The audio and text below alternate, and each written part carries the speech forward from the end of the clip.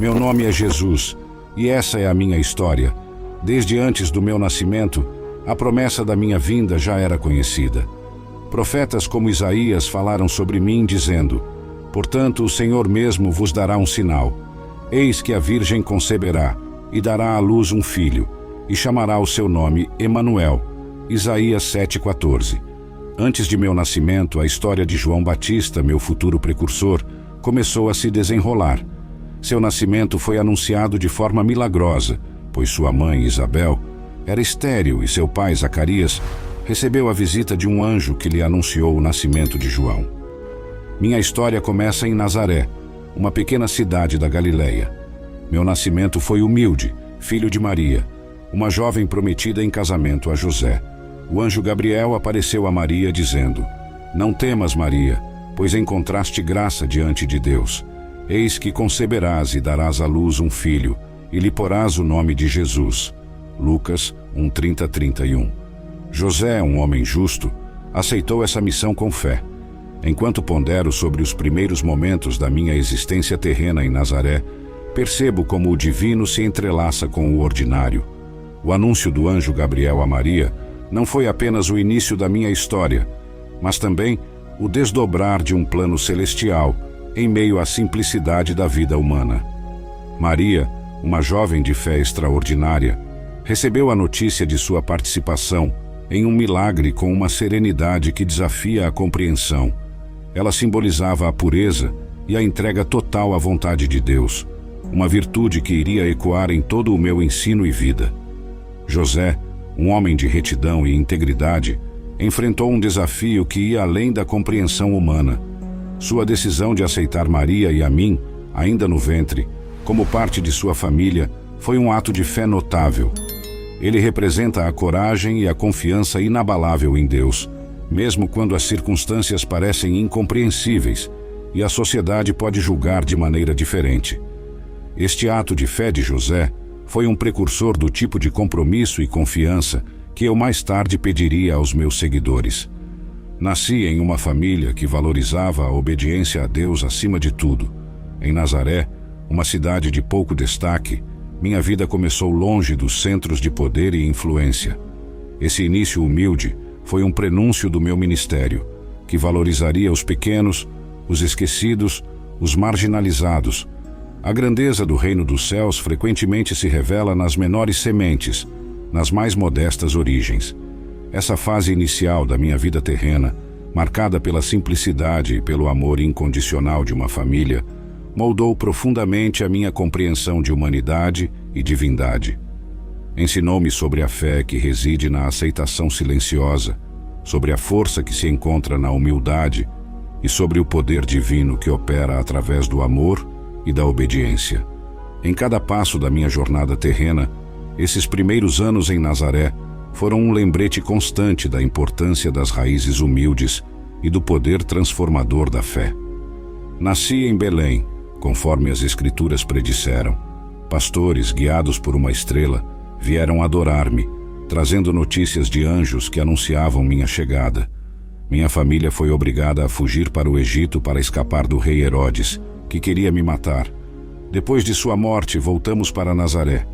Na quietude de Belém, sob o manto estrelado da noite, meu nascimento cumpriu as antigas profecias com uma precisão celestial. Ali, na mais humilde das circunstâncias, comecei minha jornada terrena. A visita dos pastores, homens simples tocados pela glória divina, foi o primeiro sinal de que minha mensagem seria para todos, sem distinção. A estrela que os guiou, brilhando no céu como um farol de esperança, foi um prenúncio de que a luz tinha vindo ao mundo para romper as trevas da desesperança e do desespero. A sombra de Herodes e seu temível decreto lançaram sobre minha família a urgência da fuga. Na escuridão da noite, partimos para o Egito, um exílio forçado que me ligou às histórias de antigos profetas e ao próprio povo de Israel. Essa jornada, carregada de perigo e incerteza, foi um testemunho palpável da fragilidade da vida humana, contrastando com a proteção invisível, mas poderosa, das mãos divinas. A estadia no Egito, um lugar de refúgio, foi marcada por uma espera silenciosa e cheia de expectativas. Cada dia era um lembrete de que, mesmo nas sombras do desconhecido, o plano de Deus estava se desenrolando, tecido com os fios da paciência e da fé. A proteção divina em meio à vulnerabilidade humana nunca foi tão evidente. Ao retornar para Nazaré, depois da morte de Herodes, senti o peso da providência em cada passo. Nazaré, uma cidade frequentemente subestimada, tornou-se o palco para o crescimento e o amadurecimento de minha missão. A simplicidade daquelas ruas e casas contrastava profundamente com a grandeza do chamado que eu carregava. Esses primeiros anos da minha vida, marcados por milagres discretos e intervenções divinas, foram um prelúdio emocionante para o que estava por vir. A cada momento de perigo, cada passo incerto no exílio, cada riso e brincadeira nas ruas de Nazaré, eu estava sendo preparado para a jornada final, uma jornada que não apenas definiria minha vida, mas mudaria o curso da história humana para sempre. Minha infância foi como a de qualquer outra criança da época, mas sempre com um sentimento de uma missão maior.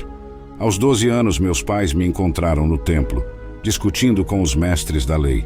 Minha mãe perguntou: "Filho, por que agiste assim conosco? Eis que teu pai e eu estávamos ansiosos à tua procura." E eu lhes respondi: "Por que me procuráveis? Não sabíeis que me cumpre estar na casa de meu pai?" Lucas 2:48-49. Olhando para trás, para os dias da minha infância em Nazaré, vejo um mosaico de memórias comuns entrelaçadas com um sentido crescente de propósito divino.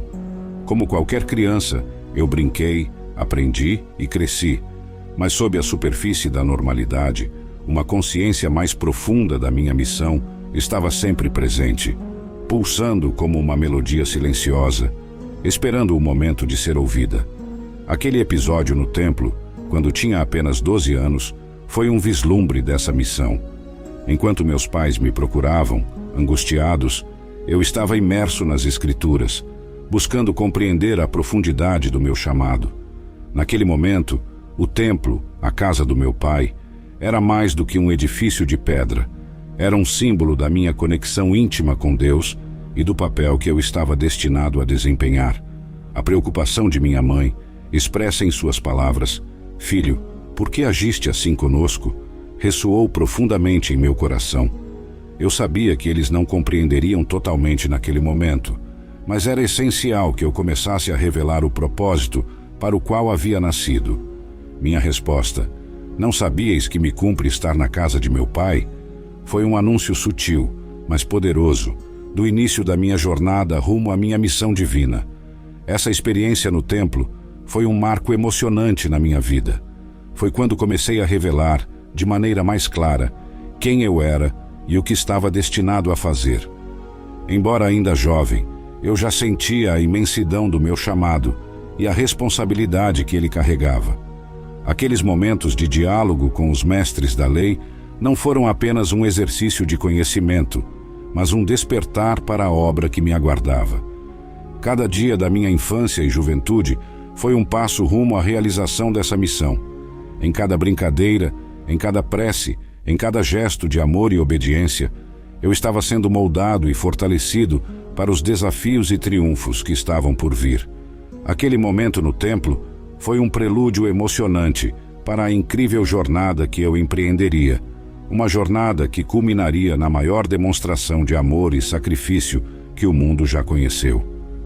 Cresci em sabedoria e estatura, e em graça para com Deus e os homens. Iniciei meu ministério público após ser batizado por João no Rio Jordão. O céu se abriu e o Espírito Santo desceu sobre mim em forma de pomba, e uma voz do céu disse: "Este é o meu filho amado, em quem me comprazo."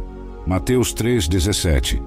Após meu batismo, fui levado pelo Espírito ao deserto, onde fiquei por 40 dias e 40 noites, sendo tentado pelo diabo. Eu resisti a todas as tentações com a palavra de Deus, demonstrando minha fidelidade ao Pai. Crescer em sabedoria e estatura, e em graça para com Deus e os homens, foi um processo contínuo, uma jornada de preparação para o que estava por vir. Cada experiência, cada aprendizado, cada encontro, era um tijolo na construção da minha missão na Terra. O dia do meu batismo no Rio Jordão foi um ponto de virada, um momento de revelação divina. Ao emergir das águas, o céu se abriu e o Espírito Santo desceu sobre mim, confirmando minha identidade e missão. A voz do céu proclamando: "Este é o meu Filho amado, em quem me comprazo", ecoou não apenas sobre as águas, mas em todo o universo, selando meu destino e minha relação inquebrável com o Pai. Imediatamente após esse ato sagrado, fui conduzido ao deserto, um lugar de isolamento e enfrentamento. Lá, durante 40 dias e noites, enfrentei as tentações do diabo. Cada tentação era um desafio direto à minha missão e identidade. Mas em cada resposta, armado apenas com a palavra de Deus, eu reafirmava meu compromisso inabalável com o caminho que o Pai havia traçado para mim. Esses 40 dias no deserto foram um período de purificação e fortalecimento. O deserto, com sua vastidão e desolação, foi o cenário perfeito para um confronto tão fundamental. Lá, sozinho, enfrentando a fome, o desgaste físico e os ataques sutis do tentador, eu encontrei uma clareza e uma resolução que moldariam todo o meu ministério. Foi um tempo de introspecção profunda, de reafirmação da minha fé e propósito. Cada tentação superada no deserto foi uma vitória não apenas para mim, mas para toda a humanidade. Demonstrava que mesmo na forma humana, com todas as suas fraquezas e limitações, era possível resistir ao mal e permanecer fiel à vontade de Deus. Essa experiência no deserto foi um prelúdio para os muitos desafios que enfrentaria em meu ministério, preparando-me para ser o exemplo definitivo de fé, perseverança e obediência. Iniciei meu ministério na Galileia pregando: "Arrependei-vos, porque está próximo o reino dos céus." Mateus 4,17. Escolhi 12 discípulos para me acompanharem: Simão Pedro, André, Tiago, João, Filipe, Bartolomeu, Mateus, Tomé, Tiago, filho de Alfeu, Simão, o Zelote, Judas, filho de Tiago, e Judas Iscariotes. Com eles percorri várias cidades e aldeias, ensinando nas sinagogas, pregando as boas novas do reino e curando todas as enfermidades e enfermidades entre o povo. Ao iniciar meu ministério na Galileia, sentia um misto de expectativa e determinação. A mensagem que proclamei, "Arrependei-vos, porque está próximo o reino dos céus", era mais do que um chamado à mudança. Era o anúncio de uma nova era de graça e verdade. Cada palavra que pronunciava, cada milagre que realizava, era um vislumbre desse reino celestial, uma promessa tangível da presença amorosa de Deus entre seu povo. A escolha dos 12 discípulos foi um passo fundamental nessa jornada. Cada um deles, com suas próprias histórias, personalidades e falhas, formavam um microcosmo do reino que estava anunciando. Simão Pedro, com sua fé ardente, mas às vezes vacilante. João, o discípulo que amava. Mateus, o cobrador de impostos que deixou tudo para me seguir. Tomé, com suas dúvidas que refletiam as questões humanas profundas. Judas Iscariotes, cuja trágica escolha se entrelaçava de maneira misteriosa com o plano redentor. Cada um deles era uma peça vital no mosaico do meu ministério. À medida que percorríamos as cidades e aldeias da Galileia, ensinando nas sinagogas e curando os enfermos, sentia uma profunda conexão com as pessoas que encontrava. Cada olhar de admiração, cada sorriso de alívio, cada lágrima de alegria era um testemunho do poder transformador do amor de Deus. O reino dos céus não era apenas uma promessa futura. Estava se manifestando ali, naqueles momentos sagrados, através de palavras de esperança e atos de cura. Este início do meu ministério foi marcado por um sentimento crescente de propósito e urgência. Sabia que cada dia trazia a humanidade mais perto da culminação de um plano divino, um plano de salvação que iria além da compreensão humana. A cada ensinamento, a cada milagre, eu estava desenhando o contorno de uma nova realidade, uma realidade onde o amor, a justiça e a paz reinariam supremos. Minha mensagem era simples, mas profunda, cheia de parábolas e ensinamentos que desafiavam as normas e convidavam todos a uma compreensão mais profunda de Deus e de sua vontade. Eu disse: amai os vossos inimigos, Bendizei os que vos maldizem, fazei bem aos que vos odeiam, e orai pelos que vos maltratam e vos perseguem. Mateus 5,44. Realizei muitos milagres, demonstrando o poder e a misericórdia de Deus. Curei leprosos, dei vista aos cegos, fiz os surdos ouvirem, os coxos andarem, e até ressuscitei mortos. Alimentei milhares com apenas alguns pães e peixes, e acalmei uma tempestade com minha palavra. Minha mensagem, embora simples, carregava em si uma profundidade que desafiava as concepções comuns e transformava corações. Ao ensinar, amai os vossos inimigos, bendizei os que vos maldizem, fazei bem aos que vos odeiam, e orai pelos que vos maltratam e vos perseguem, eu estava propondo uma revolução do amor, um caminho que ia além da justiça humana, alcançando a essência da misericórdia divina. Cada parábola que contei, cada palavra que pronunciei, era uma janela para a alma de Deus, revelando seu caráter compassivo, sua justiça imparcial e seu amor incondicional. As multidões que me seguiam encontravam não apenas cura física, mas também espiritual. Vi olhos que se abriram não apenas para a luz do sol, mas também para a verdade do Evangelho. Os milagres que realizei, curando leprosos, dando vista aos cegos, fazendo os surdos ouvirem, os coxos andarem e até ressuscitando os mortos, eram manifestações tangíveis do poder e da misericórdia de Deus. Cada milagre era um sinal do reino que estava entre eles, uma prova viva de que o amor de Deus não conhecia barreiras, nem físicas, nem espirituais. Alimentar milhares com apenas alguns pães e peixes, acalmar tempestades com minha palavra, eram atos que transcendiam a compreensão humana. Mas mais do que o assombro que provocavam, esses milagres eram expressões da providência e do cuidado de Deus. Em cada rosto que vi, em cada vida que toquei, encontrei uma história única, uma alma sedenta pela água viva que eu oferecia. Ao refletir sobre esses momentos, meu coração se enche de gratidão e humildade. Gratidão pela oportunidade de revelar o coração do Pai, e humildade diante da grandeza da missão que Ele me confiou. Cada ensinamento, cada milagre, foi um passo em direção ao cumprimento final de minha missão, uma preparação para o ato supremo de amor que estava por vir. Naqueles dias, caminhando entre os homens, eu estava tecendo a tapeçaria da redenção, uma história de amor, sacrifício e vitória que mudaria o mundo para sempre. Mas nem todos receberam minha mensagem com alegria. Muitos líderes religiosos da época se opuseram a mim, desafiando meus ensinamentos e questionando minha autoridade. Em um desses confrontos eu disse: destruí este templo e em 3 dias o levantarei. João 2,19, referindo-me ao templo do meu corpo. Aproximando-se o tempo determinado por meu pai, a Páscoa dos judeus, fui a Jerusalém.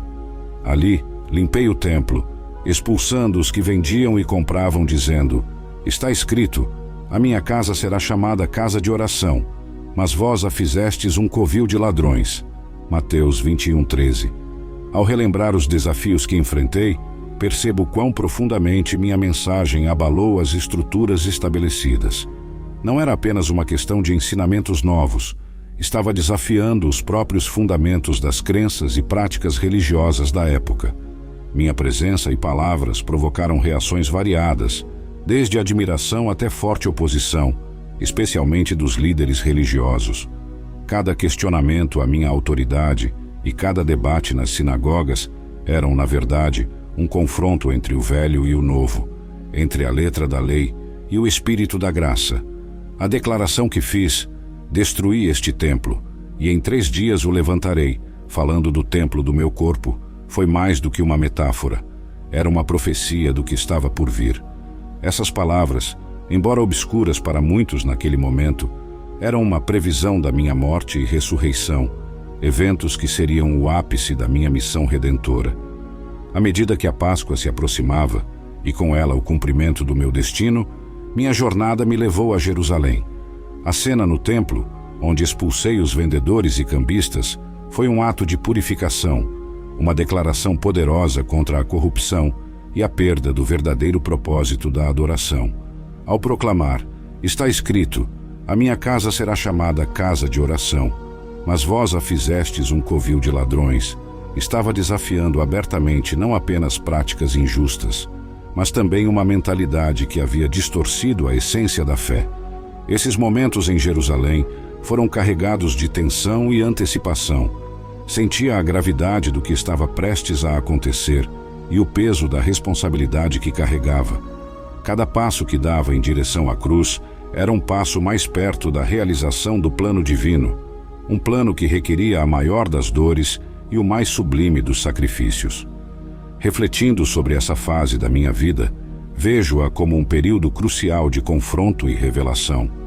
Confronto das verdades eternas com as tradições humanas e revelação do amor e da justiça divinos em sua forma mais pura. Foi um tempo de luta, mas também de grande esperança, pois cada desafio enfrentado era um passo a mais rumo à redenção da humanidade. Minha última semana na Terra começou com a entrada triunfal em Jerusalém. As multidões me receberam como rei, espalhando ramos de palmeiras e clamando: Hosana ao filho de Davi, bendito o que vem em nome do Senhor. Mateus 21:9. Mas eu sabia que a alegria daquela recepção logo daria lugar a eventos mais sombrios. Durante essa semana, continuei ensinando no templo, onde parábolas como a dos lavradores maus e a da grande ceia foram proferidas, sempre destacando a importância da fé verdadeira e do arrependimento. Confrontei diretamente os escribas e fariseus, denunciando sua hipocrisia. Minha entrada em Jerusalém foi um momento de triunfo e celebração, um cumprimento simbólico das profecias messiânicas. As multidões me aclamavam com Hosana ao filho de Davi, bendito o que vem em nome do Senhor, palavras que reverberavam com esperança e reconhecimento. Contudo, no fundo do meu coração, eu sabia que essa alegria efêmera logo daria lugar a uma sequência de eventos que definiriam para sempre a história da humanidade. Nessa semana crucial, continuei a ensinar no templo, usando parábolas para revelar verdades profundas. A parábola dos lavradores maus e a da grande ceia eram mais do que simples histórias. Eram ilustrações vívidas da fé verdadeira e do arrependimento, convites para uma compreensão mais profunda do reino de Deus. Cada palavra que proferi era carregada de urgência e propósito, sabendo que os dias de minha presença física estavam contados. A confrontação com os escribas e fariseus foi um dos momentos mais intensos. Denunciando sua hipocrisia, eu desafiava não apenas indivíduos, mas um sistema inteiro que havia se desviado do coração da lei divina. Esses confrontos não eram meramente disputas teológicas, eram embates entre a luz da verdade e as sombras da falsidade, entre a essência do amor divino e a rigidez da lei humana. Essa semana em Jerusalém foi um caminho repleto de amor, ensino, confronto e profunda tristeza. Cada passo que dava pelas ruas da Cidade Santa era um passo a mais em direção ao cumprimento do meu destino. Sentia a proximidade do sacrifício que estava prestes a oferecer, um sacrifício que nascia do amor mais puro e abnegado. Em cada olhar trocado, em cada palavra ensinada, em cada confronto travado, eu estava preparando o terreno para a derradeira demonstração do amor de Deus. Uma entrega que iria quebrar as barreiras do pecado e da morte e abrir um novo caminho para a humanidade. Na noite antes de ser entregue, reuni-me com meus discípulos para a última ceia. Ali, instituí a Eucaristia, tomando o pão e o vinho, abençoando-os e dizendo: Isto é o meu corpo, este é o meu sangue do pacto, que é derramado por muitos para a remissão dos pecados. Mateus 26, 26, 28. Naquela mesma noite, Judas Iscariotes, um dos 12, me traiu, entregando-me aos principais sacerdotes por 30 moedas de prata. Naquela noite solene, ao reunir-me com meus discípulos para a última ceia, cada gesto e palavra estavam impregnados de significado e propósito. Ao tomar o pão e o vinho, abençoando-os e compartilhando-os, eu estava estabelecendo um novo pacto, uma promessa eterna que iria além do tempo e do espaço. Isto é o meu corpo, este é o meu sangue do pacto, que é derramado por muitos para a remissão dos pecados. Essas palavras eram mais do que uma metáfora. Elas prenunciavam o sacrifício iminente, a entrega definitiva do meu amor pela humanidade. Sentado à mesa com aqueles que haviam caminhado comigo, sentia uma mistura complexa de amor, tristeza e determinação. Cada um deles, escolhido por mim, tinha um papel a desempenhar na história da salvação, mesmo Judas Iscariotes, cuja traição estava prestes a se desdobrar. A entrega de Judas, por 30 moedas de prata, foi um dos momentos mais dolorosos e paradoxalmente necessários do meu ministério. Sua ação não apenas cumpriu as profecias, mas também deu início à sequência de eventos que levariam à cruz. Refletindo sobre aquela última noite, percebo como ela encapsulou toda a essência da minha missão. A Eucaristia, como um símbolo vivo da minha presença contínua entre meus seguidores, foi o último presente de amor que deixei para eles, uma fonte perene de força e comunhão.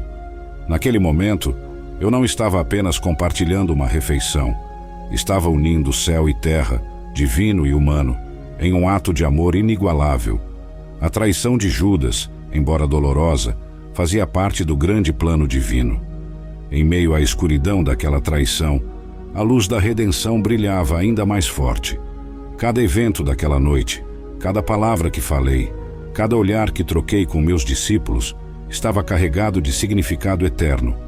Estava me preparando para enfrentar a maior de todas as batalhas, não com espadas ou escudos, mas com um coração disposto a se entregar completamente pela salvação do mundo. Após a ceia, fui ao jardim do Getsemane para orar.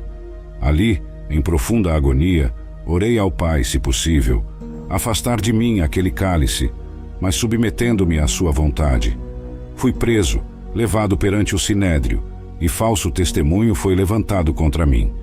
Pedro, um dos meus mais próximos discípulos, me negou 3 vezes antes que o galo cantasse, cumprindo o que eu havia predito. Fui levado a Pilatos, o governador romano, que não encontrou em mim culpa alguma. Mas, instigado pela multidão e pelos principais sacerdotes, Pilatos me condenou à morte por crucificação. Fui açoitado, coroado com espinhos, e carregando minha própria cruz, fui levado ao lugar chamado Gólgota. Na quietude do jardim do Getsemane, enfrentei uma das horas mais escuras e solitárias da minha existência terrena. Sob as antigas oliveiras, a realidade do que estava por vir se abateu sobre mim com uma força esmagadora.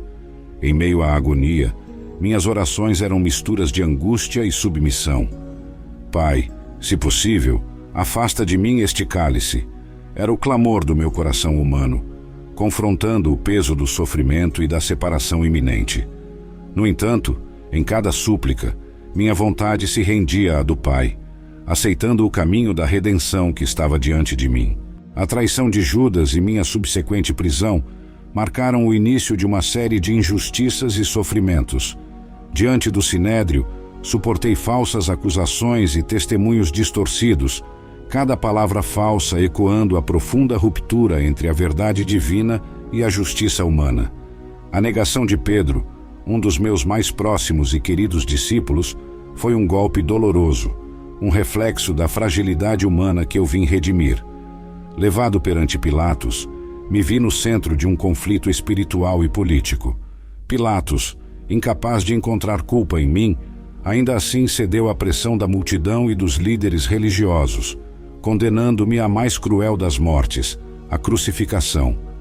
A jornada até o Gólgota foi um caminho de humilhação e dor. Açoitado, coroado com espinhos, carregando a cruz sobre os ombros feridos, cada passo era um testemunho do amor que suporta todas as coisas. Esses momentos, desde a agonia no Getsemane até a subida ao Gólgota, foram marcados por um misto de sofrimento humano e resolução divina. A cada afronta, a cada golpe, a cada queda sob o peso da cruz, eu estava carregando sobre mim as dores, os pecados e as esperanças de toda a humanidade. Foi uma jornada marcada por uma solidão profunda, mas também por uma determinação inabalável de cumprir até o fim o plano do Pai para a salvação do mundo. Na cruz, entre 2 ladrões, sofri por 6 horas. No auge do meu sofrimento, clamei: Eli, Eli, lama sabachthani, que significa: Deus meu, por que me desamparaste? Mateus 27:46. E entregando meu espírito disse: está consumado. João 19:30. Fui sepultado em um túmulo novo, emprestado por José de Arimateia. Enquanto pendia na cruz, suspenso entre o céu e a terra, eu experienciava a plenitude do sofrimento humano e a profundidade do sacrifício divino. Durante aquelas longas 6 horas, cada momento de dor física era intensificado por um peso espiritual incomensurável. Ali, naquele madeiro, eu era ao mesmo tempo o cordeiro sacrificado e o sumo sacerdote oferecendo o sacrifício. Meu clamor, Eli, Eli, lama sabachthani, era uma expressão da angústia humana em sua forma mais crua. Sentindo o peso esmagador do pecado do mundo, experimentei uma separação momentânea da comunhão com o Pai, uma escuridão que só poderia ser compreendida no contexto do amor e da justiça divinos, que estavam sendo satisfeitos naquele momento. Esse grito de abandono ecoou o desespero de toda a humanidade, refletindo o abismo de desesperança que o pecado havia criado. No entanto, mesmo no auge desse abandono, eu permaneci firme na minha missão. Ao declarar: está consumado, eu estava anunciando a conclusão de uma obra que transcendia o tempo e o espaço.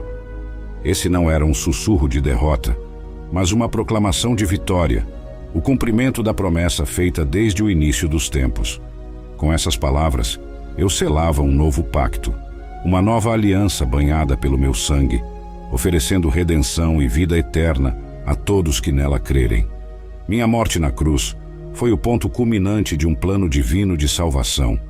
Cada gota de sangue derramada, cada respiração dolorosa, era parte do preço pago pela liberdade e pela reconciliação da humanidade com Deus. E ao ser sepultado no túmulo de José de Arimateia, meu corpo morto era a semente da esperança que em breve brotaria em poder e glória. Nos momentos finais da minha crucificação, vejo uma tapeçaria de amor, sacrifício e redenção. A cruz, que foi um instrumento de tortura e vergonha, tornou-se o símbolo supremo do amor e da graça divinos. Através do meu sofrimento e morte, abriu o caminho para uma nova relação entre Deus e a humanidade, uma relação marcada pela misericórdia, perdão e a promessa de uma vida eterna. Mas no terceiro dia, conforme havia predito, ressuscitei. O túmulo foi encontrado vazio, e aparecia a Maria Madalena e a outros discípulos, comprovando que a morte havia sido vencida. Durante 40 dias, aparecia a muitos, ensinando sobre o reino de Deus. Por fim, ascendi aos céus, prometendo enviar o Espírito Santo e assegurando: e eis que estou convosco todos os dias, até a consumação dos séculos. Mateus 28:20. Após a ressurreição, meu retorno entre os vivos não foi apenas um sinal de poder sobre a morte, mas também uma afirmação incontestável da verdade que eu havia ensinado. Apareci primeiramente a Maria Madalena, a quem disse: não me detenhas, porque ainda não subi para o Pai, mas vai a meus irmãos, e dize-lhes que eu subo para meu Pai e vosso Pai, meu Deus e vosso Deus. João 20:17. Na aurora do terceiro dia, quando a pedra do túmulo foi removida e a morte foi derrotada, um novo capítulo da história da redenção começou. Minha ressurreição não foi apenas o cumprimento de uma profecia, foi a manifestação visível do poder e do amor de Deus, um testemunho eterno de que a vida triunfa sobre a morte, a luz sobre as trevas, o amor sobre o ódio.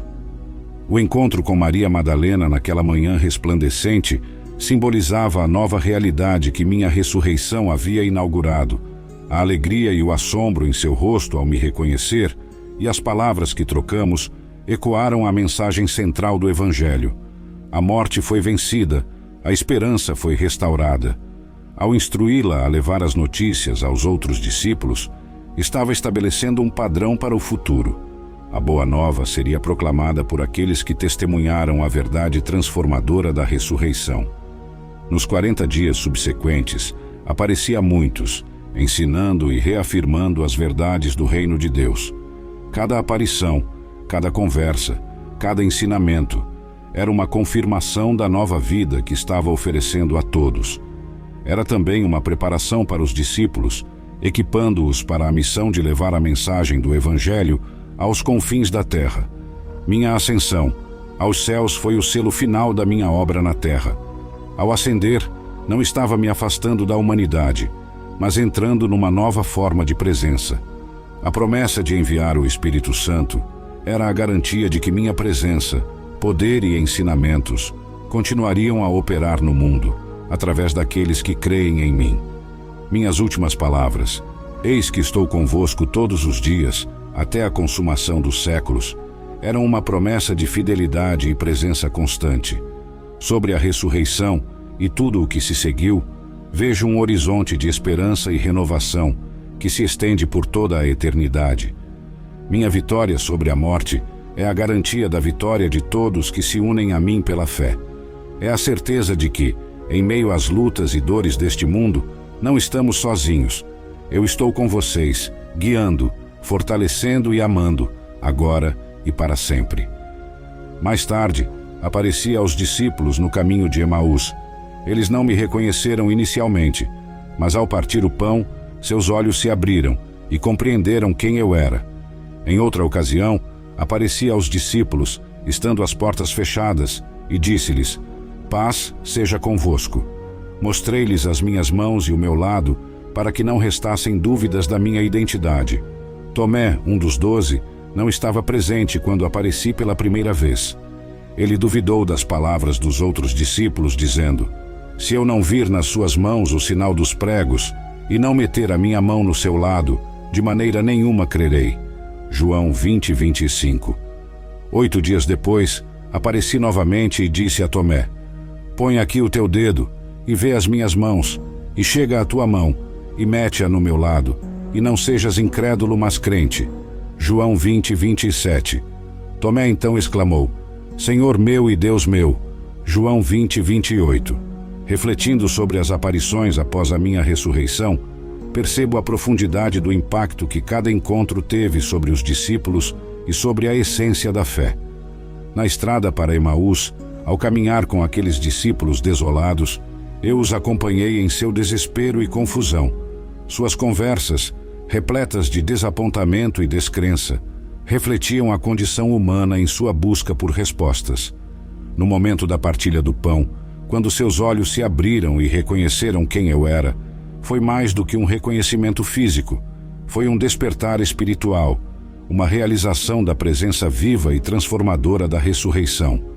Da mesma forma, quando apareci aos discípulos em um quarto trancado, trouxe-lhes a paz que vai além da compreensão humana. Mostrar minhas mãos e meu lado não foi apenas para provar minha identidade física, mas para reafirmar que a dor, o sofrimento e a morte haviam sido vencidos. Era uma demonstração tangível do amor sacrificial que vence todas as barreiras, até mesmo as da morte. A interação com Tomé, um dos 12, foi especialmente significativa. Sua dúvida e seu anseio por provas concretas eram representações autênticas das questões humanas sobre a fé e o divino. Ao convidá-lo a tocar minhas feridas, estava não apenas satisfazendo sua necessidade de certeza, mas também estabelecendo um princípio fundamental da fé: acreditar não apenas no que é visto, mas também no que é revelado pelo Espírito. A exclamação de Tomé, Senhor meu e Deus meu, foi um momento de profunda revelação e adoração, um testemunho do poder da ressurreição em transformar a dúvida em fé. Cada uma dessas aparições foi um testemunho da nova realidade que minha ressurreição havia inaugurado. Não era mais uma questão de seguir um mestre físico, mas de se relacionar com uma presença viva e eterna. Era o começo de uma fé que transcenderia tempo, espaço e circunstâncias, fundamentada na realidade da minha presença contínua entre meus seguidores. Esses momentos pós-ressurreição foram essenciais para fortalecer e preparar os discípulos para a missão de espalhar as boas novas, uma missão que continuaria a ecoar através das gerações. Numa outra ocasião, junto ao mar de Tiberíades, apareci aos discípulos enquanto pescavam.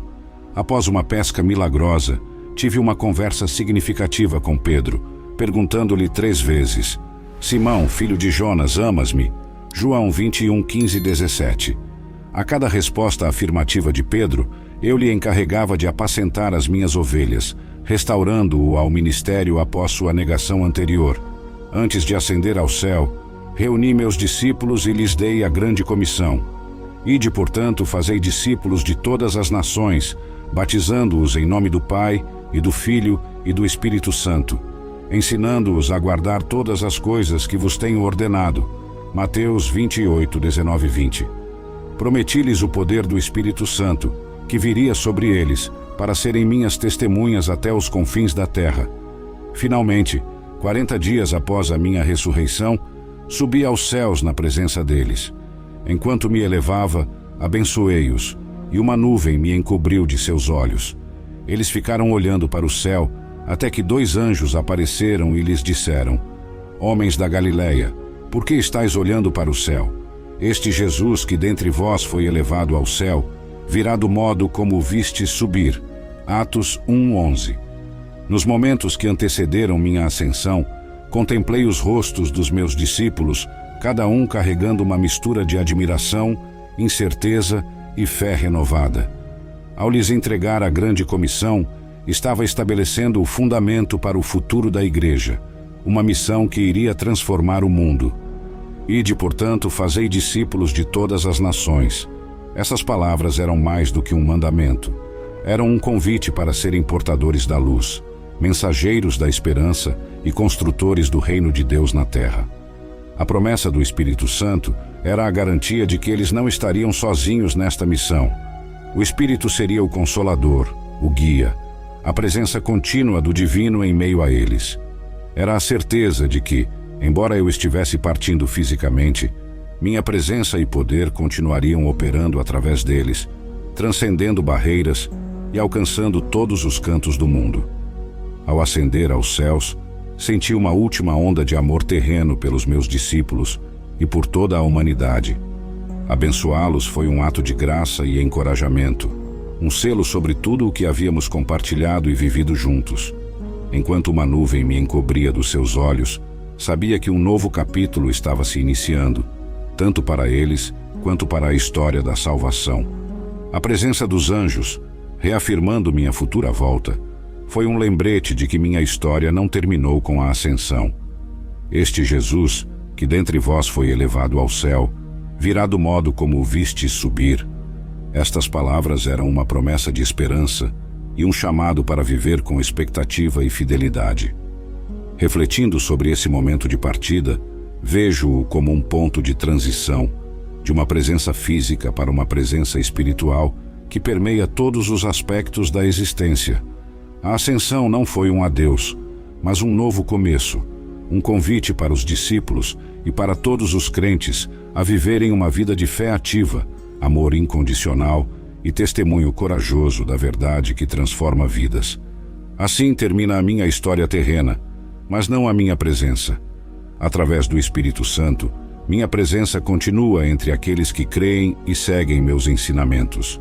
Minha mensagem de amor, perdão e redenção permanece tão relevante e necessária hoje quanto era há 2000 anos. E como prometi, estou com todos vocês, todos os dias, até a consumação dos séculos. Meu nome é Jesus, e essa é a minha história.